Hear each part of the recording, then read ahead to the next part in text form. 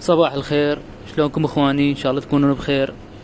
اخواني، البارحه من نزلت المقطع على الورد الجوري لاحظت هواي تعليقات، يعني يردون شرح عن الفل او الراسخي كما احنا نسميه يعني بالعراق. اكو اخواننا بالدول العربيه ما يعرفون شنو راسخي، اللي هو الفل نفسه، ورد الفل. اخواني، ورد الفل بنوعيات هواي، منها العراقي ومنها السوري ومنها الهندي، لكن بالنهايه هو كله العطر واحد، نفس العطر ونفس هذا، بس يختلف انه فقط يعني اكو متسلق واكو عادي شجري يصير. وهذا بكل الاحوال احنا من نقول عراقي ومن نقول سوري وغيرها، فهو بالنهايه مزروع بالعراق. يعني هو القلم ماته داقيه بالعراق ومزروع بالعراق فيكون عراقي، لكن احنا نقول سوري يعني حتى نميز الانواع. يعني بس هذا عندكم هسه هذا المكبس، تكون الورده مالته مكبسه وكبيره، هذا سوري. يعني يكون اصله من سوريا ومزروع عندنا بالعراق يعني مكاثر المكبس. هذا ابو الورده النجميه اللي تكون هاي هالشكل، هذا يكون متسلق، هذا عراقي ومعروف، يعني اغلب العراقيين يعرفوه، ولو اكو ناس يقولون عليه هذا مستورد وانما هو عراقي، يعني بالنهايه هو عراقي. هذا يكون نوعيته متسلق، وانا اشجعكم على هاي النوعيه بصراحه اكثر من هذا النوعيه اشوفها يعني اشوفها اقوى واحلى وتتحمل. بالنسبة للراسخ يا اخواني، يبدي يزهر التزهير مالته من بدايات شهر الرابع، وحتى ذروة التزهير مالته تبدي بالاشهر الحارة، يعني الرابع الخامس السادس السابع، حتى يجوز منتصف الثامن تلقاه يزهر يعني الراسخ عندك. لهذا يكون محبوب يعني هو وريحته قوية. الراسخ يا اخوان يحتاج شوية متطلبات، يعني شغلات معينة، ايش كم شغلة اذا وفرت لك اياه ان شاء الله راح يكبر عندك وينتعش، حتى لو مزروع بسندانة مثل ما زرعه اني بسندانة، لان ما عندي مجال بالحديقة. ايا يكون عندك نوع الراسقي، هذا او النوع الهندي الثاني اللي ما عندي يعني حاليا. الراسقي اخوان يحب شمس مباشرة، شمس قوية، واذا ما عندك شمس قوية على الاقل اضاءة شمس توصل له، تخليه بالطالمة مثلا، او اضاءة شمس قوية، ويفضل شمس قوية، يعني تخليه بمكان بشمس مباشرة وقوية حتى يقوم يزهر عندك بكثافة. بالنسبة للراسقي بشغلة مهمة اخواني، الراسقي يحب مكان ثابت. شنو مكان ثابت؟ يعني تخليه بمكان وما تظل تحركه كل يوم، يوم تخليه هنا، يوم تشيل السندانة تخليها بغير مكان، يوم تخليه يعني لازم تخليه بمكان ثابت ويظل ثابت بهذا المكان ما يتحرك. سبحان الله، هو الراسقي هيك يعني، او الفل من تظل تحركه من مكان الى مكان يتخربط ويبدي عندك يصفر، تساقط الاوراق، الزهور توقع. فانت خليه بمكان ثابت ولا تحركه، بحيث يتاقلم ويا هذا المكان، هو يتكيف ويا هذا المكان، سواء كان شمسه قويه يتكيف وياها، شمس نص ونص يتكيف وياها، بس اضاءه شمس هم يتكيف وياها.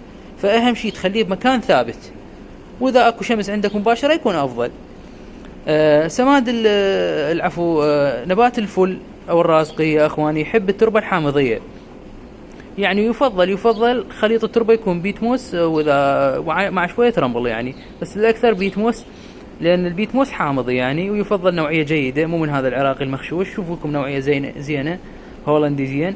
واذا ما عندك بيتموس تقدر تزرعه بالزميج يعني بالرمل، بس حاول تقلل من قاعديه التربه بان تضيف له شويه خل كل شهر، يعني خاشوقه خل على لتر مي، تسقي فيها كل شهر، خلينا نقول مره كل اسبوعين هيجي. الراسقي او الفول يا اخواني حاله من حال النباتات المزهره الباقيه. كل النباتات المزهره تحتاج الى عنصر الحديد بكثافه، يعني اي نبات عندك يزهر يطلع ورد، شوفوا ذا نباتي من فتحات، اي نبات يزهر ويطلع ورد يحتاج عنصر الحديد بكثافه اللي هو سماد الحديد. فانت تحاول تنطيه حديد كل اسبوعين مره او كل شهر مره، خاشوقه شاي على لتر ماي وتسقيها، تنطيها يعني سماد الحديد. لان اي نبات مزهر عندك، فول، جاردينيا، الجوري، غيرها كلها تحب الحديد، لان هي مزهره والتزهير يعني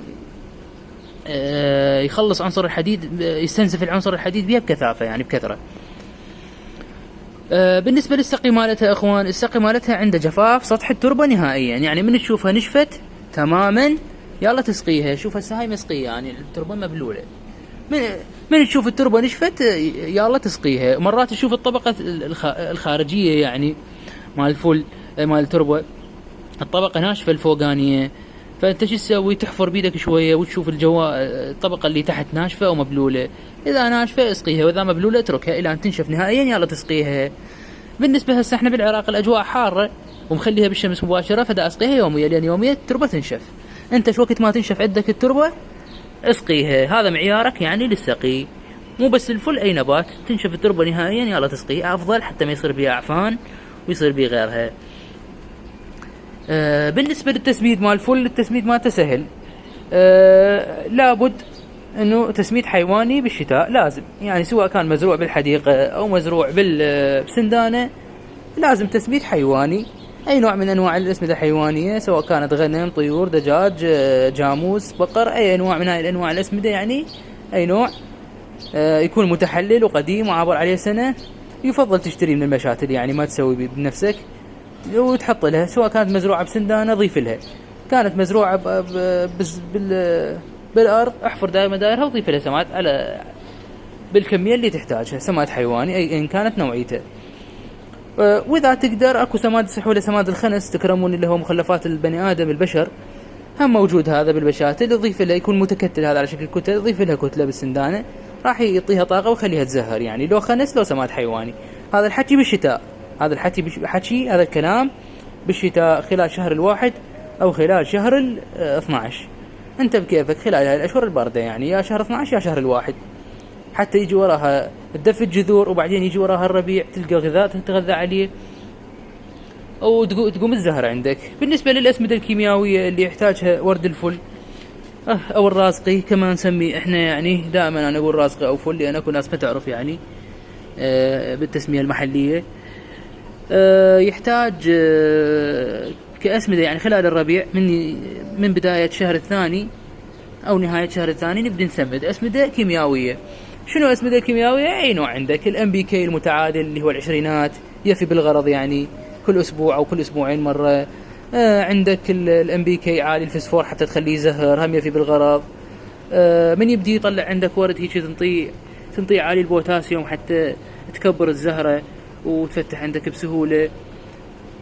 تقدر تضيف شوية داب، شوية يعني ربع خاشوقة شاي إذا كان مزروع بسندانة حتى يحفز التزهير عندك. بس يفضل NPK يعني لأن سهل الاستخدام. ولا تنسى سماد الحديد هم ضروري. هاي الأسمدة الكيميائية نستخدمها خلال فترة الربيع، يعني فترة الربيع وفترة الخريف اللي هو من الثاني ثالث رابع خامس نتوقف. النوب نرجع نستأنف التسميد خلال التاسع والعاشر. النوب نتوقف من تجي الأشهر الباردة، نخلي أسمدة حيوانية. طبعا الفل أهم شيء هو الشمس. بالنسبة له الشمس شمس مباشرة، يحب شمس مباشرة إذا تقدر توفر الهياء، وأسمدة عضوية. السقي يكون باعتدال، هذا أهم شيء أقدر ألخص لكم إياه يعني نبات الفل. بالنسبة للإكثار مالته، أكو ناس هواي تسأل عن طريقة إكثار الفل. بالنسبة للفل إذا كان عندك النبتة مالتك متسلقة مثل هاي مداد أو متسلق، تقدر تتبع طريقة الترقيد الأرضي اللي هو تاخذ لك فرع تدخله بسندانة، تزيل الأوراق وتدخله بسندانة وتخلي القمة النامية مالته طالعة هيجي. تخليه شهرين ثلاثة يذب جذور وبعدين يقطعها من الأم. لا اسمه خلال التجذير تبقى هاي متصل بالأم. من ينتهي التجذير بعد شهرين قطعة منها راح تصير عندك شجرة ثانية. طبعا انت شلون تعرف الترقيد مالتك ناجح؟ من يبدي يطلع نموات الفرع هذا، من يبدي يطلع نموات هاي هسه نطلع هو نموات منها، هاي نموات جديدة وهذا وغيرها وزهور، معناته الترقيد ناجح. هذا الترقيد انا تقريبا مسويه قبل شهر او شهر وشوية. راح اخليه بعد السابع كله او حتى نص منتصف الثامن واقصها اضمن يعني حتى يكون جذور زين. هاي طريقة الترقيد افضل واضمن يعني وتقدر تسويها طول فترة السنة، يعني هاي كل اشهر السنة مسموح بها الترقيد ما عدا الاشهر الباردة جدا، يعني الاشهر الباردة ممنوع الترقيد. وانا ما تقدر تسويها من بداية شهر الثاني الى حتى السابع والثامن تقدر تسوي الترقيد الارضي. اما بالنسبة للنبات الفل اذا ما كان يعني شجري او حتى المداد، نقدر نكاثره بالعقلة، لكن العملية صعبة. خلينا نقول هاي عقلة مثلا تاخذها تقطعها منها بهذا الطول مناسب منها هيجي، تزيل الأوراق أو تزيل الورد إذا بيها ورد. تخلي لك بس ورقتين فوق، وتخليها تغرسها بتربة خفيفة مثل البيت موس، وتغطيها ببطل شفاف هيجي فوقها أو نايلون أو أي شيء يحفظ الرطوبة. خلال 60 يوم أو 70 يوم راح تذب جذور. ورا 60 يوم راح تبدي تلاحظ بها نموات جديدة، معناتها جذرت ونجحت. بس هذه الإكثار هاي بالعقلة يعني خلال الأشهر الربيع أو الخريف فقط، يعني خلال الثاني والثالث والتاسع والعاشر فقط يعني. هاي طريقة بالإكثار. اخواني هساني هذا اكثر يعني، اتمنى اكون لميت بكل شيء يعني يخص ورد الفل او الراسقي. هذا اللي اعرفه يعني، المعلومات اللي اعرفها عن تجربة بسيطة يعني. واذا عندك يعني اي سؤال اي استفسار اي شيء لا تتردد، اكتب لي بالتعليقات وراح اجاوبك ان شاء الله، او اسوي مقطع ثاني يخص هذا النبات اذا عندك اي يعني استفسار خاص بي او مشكلة. واخواني دائما اذكركم لا تنسون الاشتراك بالقناة وتفعيل جرس الاشعارات والتعليق واللايك. هاي الاشياء كلها مهمة يعني حتى تصعد القناة. شكرا لكم ولحسن استماعكم. واتمنى لكم يوم سعيد ان شاء الله، ومع السلامة. الى